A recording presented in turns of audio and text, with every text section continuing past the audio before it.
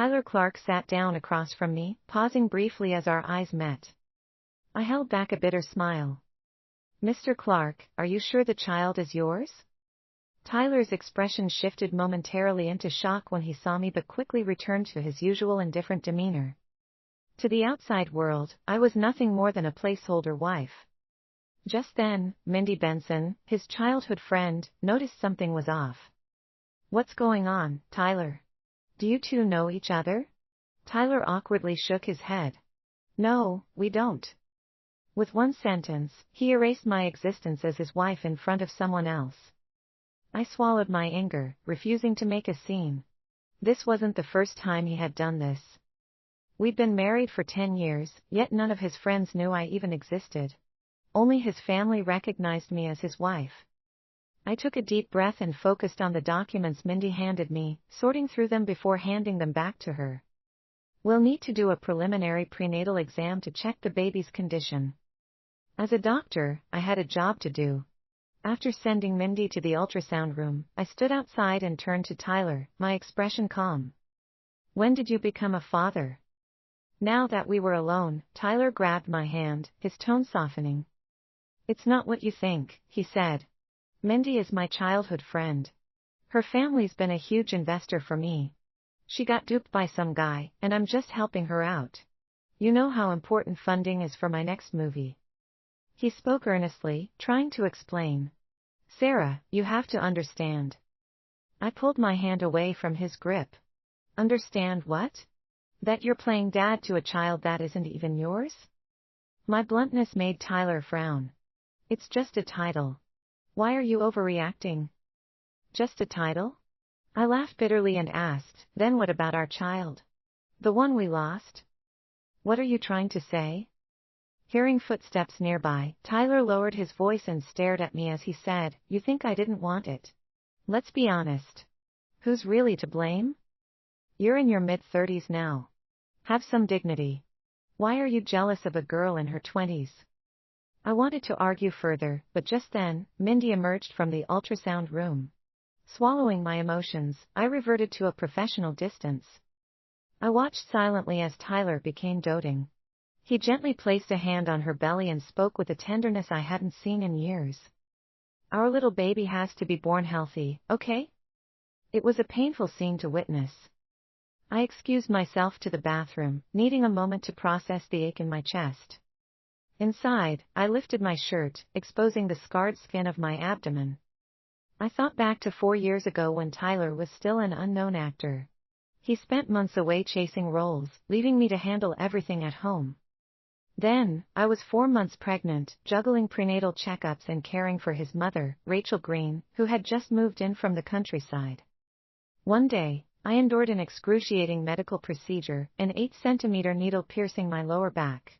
The pain was nearly unbearable, but when I felt my baby's gentle kicks, I reminded myself it was all worth it. That night, despite my exhaustion, I returned home to cook dinner for Rachel. I never complained, not once. However, an accident changed everything, leading me to lose my child and creating a gap between me and Tyler. That day, Rachel insisted on making soup for me, but unfamiliar with the gas stove, she caused a leak. It led to an explosion that engulfed nearly the entire floor in flames. It wasn't until 3 days after I was hospitalized that Tyler finally arrived from his film set. The severe burns I suffered left permanent damage, including to my uterus. Tyler stayed to take care of me for a week before returning to his production schedule. Overwhelmed with guilt, Rachel moved back to her rural hometown. For the next 2 years, every time I gently hinted at trying for another child, Tyler brushed me off, claiming he was too tired. I knew the truth. He was repulsed by the scars on my stomach. So, he found comfort with other women. Tyler's earlier words played in my mind. His denial of me as his wife felt like a sharp bone lodged in my throat. Before I realized it, tears silently spilled from the corners of my eyes. Just then, my phone buzzed with a text. It was from Tyler. I couldn't find you, so I left first. I've got a surprise waiting at home. Don't be mad, okay? Oh, and Mom says she misses us. Let's visit her when we get the chance. A knock at the door snapped me out of my thoughts. Wiping away my tears, I straightened myself and stepped out. I tried confronting Tyler about his affairs before, catching him red-handed, yelling, and crying. However, it never worked.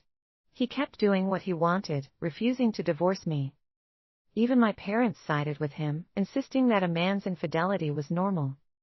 With pressure coming from all sides, I eventually gave up. Today, though, Tyler had crossed a line. I called my lawyer to discuss filing for divorce, forwarding all the evidence I'd gathered of his infidelity. This time, the proof was undeniable. The lawyer agreed to take the case immediately. However, he reminded me about the mandatory 10-day cooling-off period which I could reconsider about divorcing. 10 days? What's 10 days compared to the years I've already endured? The lawyer assured me I could cancel the proceedings at any time if I changed my mind. As memories of our marriage played in my mind, I couldn't help but sneer. Regret? Why would I regret this?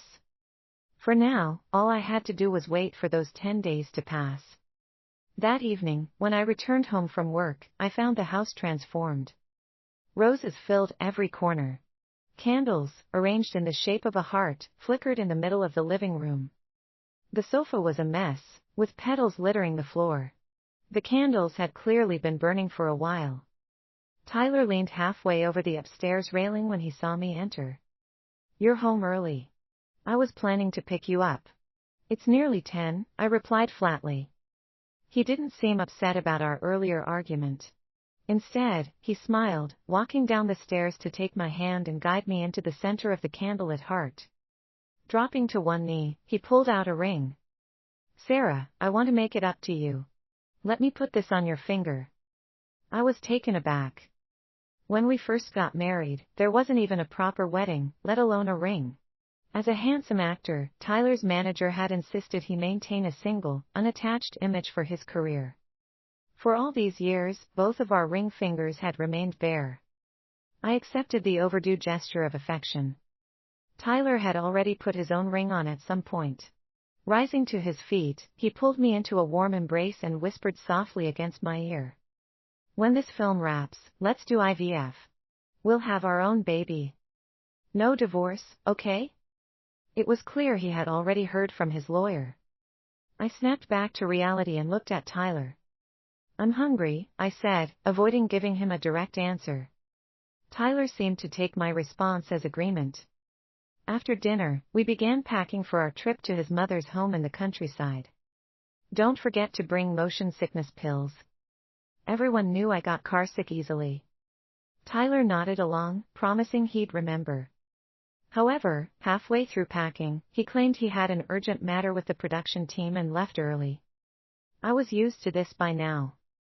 At the door, as I saw him off, I noticed a pile of birthday decorations in the corner. Tyler said casually while putting on his coat, "Oh, Mindy had a birthday, so I decorated the house for her. Since you came back, I figured you could enjoy it, too." It finally clicked. The beautiful roses filling the house weren't for me. I'd just been a convenient afterthought. After he left, I sat alone on the couch, watching the heart-shaped candles burn down. It was then I realized how absurd it all was. I was so done. I removed the ring Tyler had slipped onto my finger earlier and let it sit on the table. Staring at the half-packed luggage, I suddenly felt there was no point anymore. Then my phone rang. It was the hospital, calling to say a pregnant woman's water had broken, and they needed an emergency delivery. I pushed aside my emotions, got dressed, and rushed to the hospital. Dr. Graham, the patient is already prepped in the operating room, a nurse informed me as she hurriedly helped me into my scrubs. Where's the family? Do we know what caused the emergency? I asked. Right here. Tyler walked into view. Our eyes met, and I struggled to hide my shock. Didn't you say you had work to do with the crew? He averted his gaze. Before he could respond, a nurse called out urgently. Dr. Graham, the patient's condition is worsening. There was no time to dwell on Tyler's lies. I quickly disinfected my hands, donned my surgical gown, and entered the operating room. After an intense hour, we managed to stabilize Mindy and save the baby. Outside the recovery room, Tyler watched Mindy teasing her child. Since the baby was born prematurely, it needed to be kept under observation in the incubator. I stepped closer and looked at Tyler. Don't you think you owe me an explanation? Tyler exhaled deeply. Fine. I lied to you, okay? But it was only because I didn't want you to get upset. And you thought lying wouldn't make me upset? Why do you have to be so petty all the time? His tone was growing impatient. I scoffed bitterly. Petty? Or are you just feeling guilty? You tell me, Tyler. Our voices rose, echoing through the hallway. Heads turned as the entire floor glanced curiously in our direction. From inside the recovery room, Mindy called out sweetly, Tyler, I think I might have leaked again. Could you come in and help me change my diaper? Her request sent my mind reeling. Are we not even pretending anymore? I stared at Tyler, hoping he would respect my presence and decline. However, without hesitation, he turned and walked into her room, pulling the privacy curtain closed behind